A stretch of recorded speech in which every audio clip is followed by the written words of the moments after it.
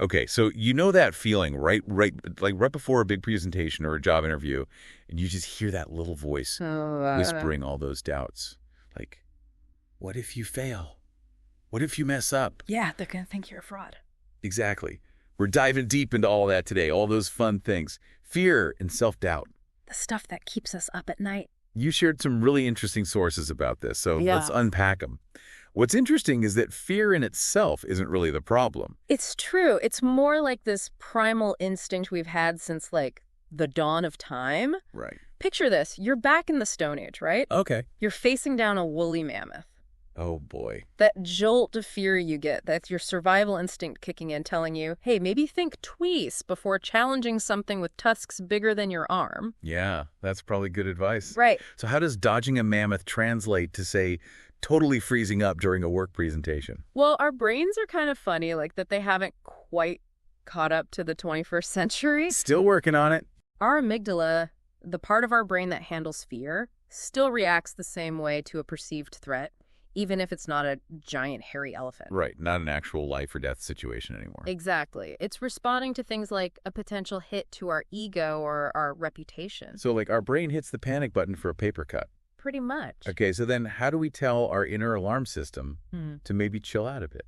Because this source goes into some really specific fears, like fear of judgment, that feeling of everyone in the room is judging me right now, even in like a tiny meeting. We've all been there, right? Right. And then there's imposter syndrome, which is that feeling of being found out like you're a phony, even when you're actually good at what you do. Oh, totally. Like you're going to get exposed. Exactly. Yeah. The thing is, we need to learn to recognize these different flavors of fear, because just like you wouldn't treat a sprained ankle the same way you'd treat a broken leg, right? Right. Different approaches. Exactly. Different fears need different approaches. Okay, so how do we even start to figure out what kind of fear we're dealing with? One of the sources actually suggests writing it down. You know what? That's actually a really powerful exercise. Really? Yeah, because it forces you to articulate those fears instead of just feeling them as this like vague sense of dread. Instead of just like a general, I'm afraid. Yeah, and you start to see patterns. Are your fears rooted in past experiences? Are they tied to societal expectations? That's interesting. Yeah, you get that self-awareness, and it's the first step to actually dismantling those fears. So, okay, we've identified these fears, we've written them down, we see them, but how do we actually conquer them? That seems way harder. Oh, absolutely. It's like cleaning out a really messy junk drawer. Ugh, the worst. Right. Like just knowing it's there doesn't magically make it organized. You actually have to roll up your sleeves and deal with it. Okay, so how do we tackle the fear jump drawer? Well, one of your sources talks about this technique called fear setting. It was popularized by Tim Ferriss. Fear setting. Okay. That sounds kind of intense. It's not as scary as it sounds, actually. Okay, okay. It's more about systematically confronting your fears. So how does that work? So let's say your fear is public speaking, right? Oh, yeah, classic. Instead of just saying, I'm terrified of public speaking, you break it down. Okay. First, you define the fear. What's the absolute worst case scenario if you completely bomb that presentation? Like everyone starts throwing tomatoes at me. Well, hopefully not. But you want to really visualize that worst case scenario, however bad it gets in your head. Okay, so really go there. Yeah. Then you ask yourself, what can I do to prevent that from happening? Like practice the presentation 1,000,000 times. Exactly. And finally, you think about the benefits. What could happen if you face this fear and it goes well?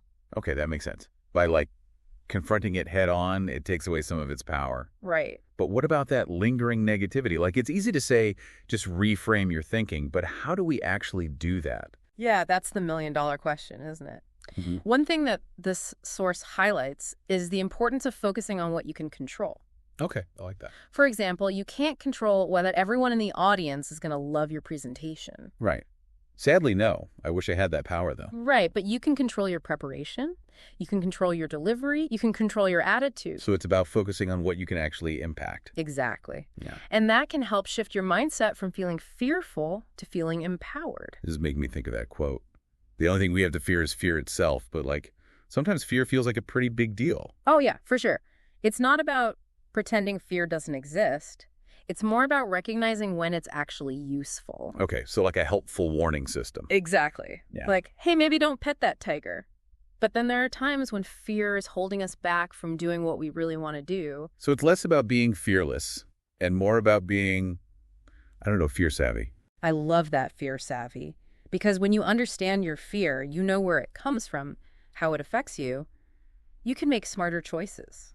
This has been such a helpful deep dive. I feel like I'm finally giving my inner critic the side eye. Uh-huh.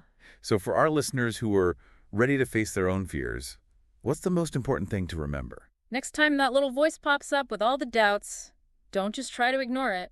Get curious. Ask yourself, what's this fear trying to tell me? What's the worst that could actually happen? And what might I achieve if I actually succeed? Such a good point. It's not about erasing fear completely. It's about understanding it, working with it, maybe even using it as fuel to grow. Absolutely. And that's something to think about. Until next time, keep diving deep.